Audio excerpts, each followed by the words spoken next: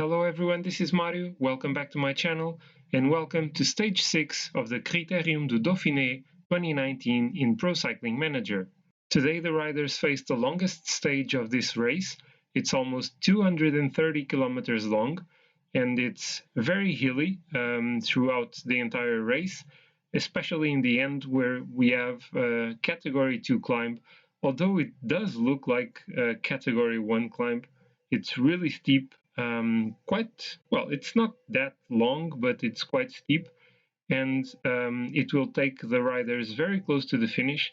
Then we have a downhill, and for sure, the first rider going on the top of that climb will take the stage win. So today the team will be completely focused on Adam Yates, and I'm hoping that he has a great day today, so that he can start recovering the time lost in the time trial in stage 4. So the riders are now departing from Saint-Vulbas Plaine. I don't know if you can have a longer name for a town or a city than this, but yeah, it's pretty long. As in previous stages, I'm not going to put any rider in the breakaway. Although it's quite tempting, there are a lot of mountain points to be attributed today, but that's really not my focus. I'm just going to worry with Adam Yates and to try and get the best possible result with him. So today we have a big breakaway group. It's composed by 22 riders, but the peloton doesn't seem to be very keen on having so many riders in the front. They are not letting the advantage of this group to grow a lot. It's currently a little under 2 minutes. And in this group we have Langen, Michael Woods, Nathanael Berane, Rudy Mollard, Björg Lambrecht, Alessandro De Marchi, Warren Barguil, Alexei Lutsenko, Odd Christian Eiking, also, let's see, David Godou, Quentin Paché, Venter, Niels Pollitt, Thomas de Gent, Guillaume Martin, Gorka Izaguirre, Darwin Atapuma, Hansen, Ruben Guerreiro, Pierre Rollin, Steph de Bod, and Nicolas Zede. I don't think I skipped anyone, but yeah, there are a lot of riders here today. 22 men in this group.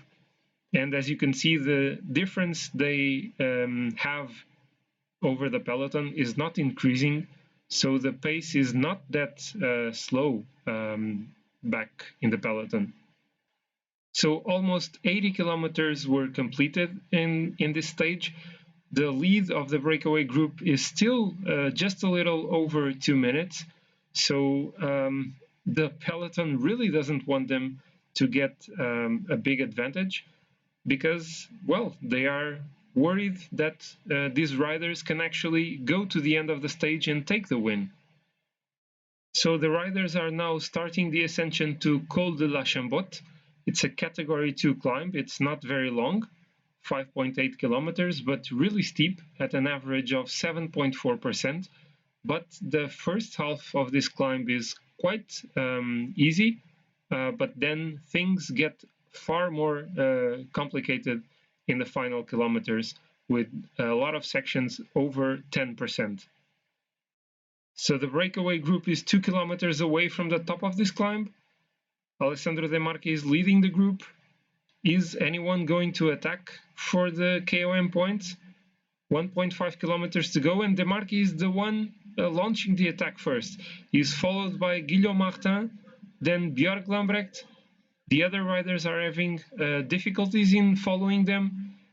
Björg Lambrecht was dropped. It's only De Marchi and Martin.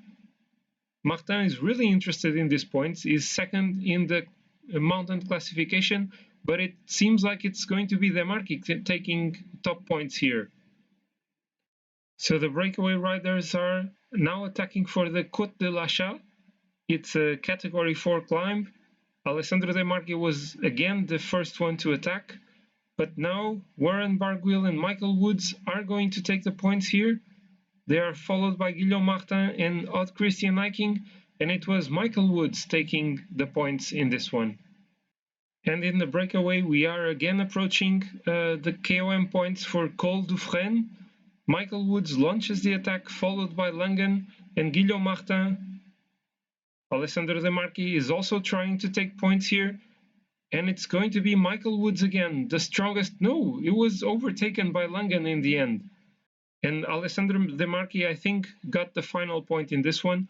But still, Guillaume Martin is the provisional leader of the mountain classification at the moment. The breakaway riders are again going for more KOM points. Michael Woods attacking for the Côte de Châteauneuf. And he takes the points again. He is now on 8 points, only 6 behind Guillaume Martin. He had no points in the beginning of this stage. So who knows, maybe Michael Woods will be the leader of the mountain classification by the end of this stage. So in the breakaway group, they are now attacking for the points in the Côte de Saint-Georges-d'Ourtière. It's Nicolas Zédé leading this group, but Michael Woods is trying to take the points here. Can he take them? And he's only third here. And Langen is now tied with Guillaume Martin in the mountain classification, both with 14 points. So we are now 40 kilometers away from the finish. Oh, and there's been a fall, but it's in a group far behind. Philippe Gilbert was in this group. Let's see if any riders are abandoning. It doesn't look like so, no. And the pace in the peloton, or in the main group, there are only 29 riders left here, is really strong at the moment. I'm using Dare Olympi to protect Adam Yates already, and he's almost out of energy. So soon it will be the time for Jack Haig to protect my team leader. So the riders are now starting the ascension to Col de Bonne. It's a 7.5 kilometer long climb at an average of 9.2%. This should be a category 1 climb. So there are still 4 men ahead of the main group. We have Gorka Izagirre, Nicolas Zédé, Langen, and also Michael Woods, but they are about to be caught. I'm keeping Adam Yates in the front of this group, protected by Jack Haig. And so let's see, Romain Bardet and Alaphilippe are now attacking. Let's try and keep a steady pace. I don't want to respond straight away. And Jack Haig is done for the day, is completely out of energy. So at the moment, Adam Yates is alone. But there are not many riders left in this group. Dan Martin is losing contact. Also, Thibaut Pinot, he dropped from this group. Let's try and keep here. Chris Froome and Tom Dumoulin appear to be very strong. Also, Kruijswijk and Vogelsang. Let's try and conserve some energy now. We are 2.5 kilometers away from the top of the climb. I'm using my energy gel. Let's try not to be surprised. And if possible, I will try and attack close to the end. Let's try and move to the front of this group now. It's not easy. They are riding really hard. Romain Bardet is in the front of the group. So I now put Adam Yates here. Bardet is attacking. Let's try to keep our own pace. I don't want to follow, or should I follow Tom Dumoulin? I'll try to follow Tom Dumoulin. This is probably not the best option. I've been dropped by the 4 front men. Alaphilippe is still there. How is that possible? How is Julien Alaphilippe in that group with Chris Froome, Tom Dumoulin, and Romain Bardet? I'm together with Steven Kruijswijk. Let's try to follow his wheel in this downhill. Or maybe I should just try to relay with him. Try not to lose time. We are 43 seconds behind the front group. They are going to take this stage. Let's see what we can do. Neither Yates nor Kruijswijk are the best riders in downhills. So the stage will be decided between Chris Froome, Tom Dumoulin, Romain Bardet, and Julien Alaphilippe. They are leading 50 seconds ahead of the group where Adam Yates and Steven Kruijswijk are. So let's sprint now with Adam Yates. Let's see who takes the stage here, and it's Julien Alaphilippe ahead of Romain Bardet. And then Adam Yates is 1 minute behind the 4 men in the front. We have Nairo Quintana almost 6 minutes behind. Wow, what a terrible stage for the Colombian rider. Richie Porte 7 minutes and a half behind. Wow, I was not expecting that. Then Michael Woods and TJ Van Garderen. And to wrap up the top 20 of this stage, we have Langen and Magnus Kort. Magnus Kort was still 20th in this stage. So here is the replay of the final sprint of the stage, with Julien Alaphilippe just managing to take the win over Romain Bardet. So Julien Alaphilippe takes the first stage in this Critérium du Dauphiné. It's also the first one for the Koenig Quick-Step in this race. He was in the front, surprisingly in the front group with Romain Bardet, Tom Dumoulin and Chris Froome. As for Adam Yates, he lost 59 seconds to the front man. So Chris Froome keeps the lead in the GC, is 37 seconds ahead of Tom Dumoulin. Adam Yates is now 6th, 2 minutes and 50 down on Chris Froome. In the mountain classification, Vegard Stake-Langen is the new leader. Is tied on 14 points with Guillaume Martin, but will be wearing the jersey in the next stage. In the points classification, no changes in the lead. Magnus Kort is still leading over Daryl Impey. The best young rider still since day one is Gianni Moscon, but now almost 10 minutes ahead of David Gaudu. And of course, the best team is Team Ineos, 12 minutes ahead of my team Mitchelton Scott. So that was a really interesting stage. That final climb is a real monster. I don't really know how that is only a category 2 climb.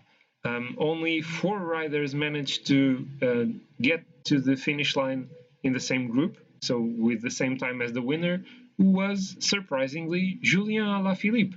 I'm really surprised that he managed to hang on with Romain Bardet, Tom Dumoulin and Chris Froome. He attacked early in the climb with Romain Bardet, and then they both managed to keep up with Tom Dumoulin and Chris Froome.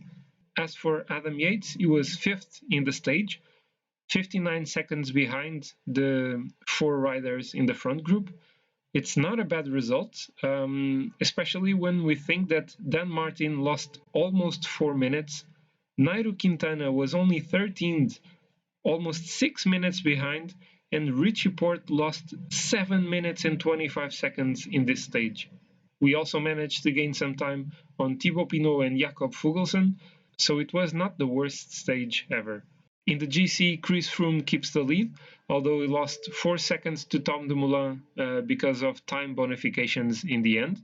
Then Julien Alaphilippe is a surprising 3rd in the GC. I don't really think he's going to keep this until the end, but who knows? He might be in outstanding form. Then Romain Bardet is almost 2 minutes behind Chris Froome already.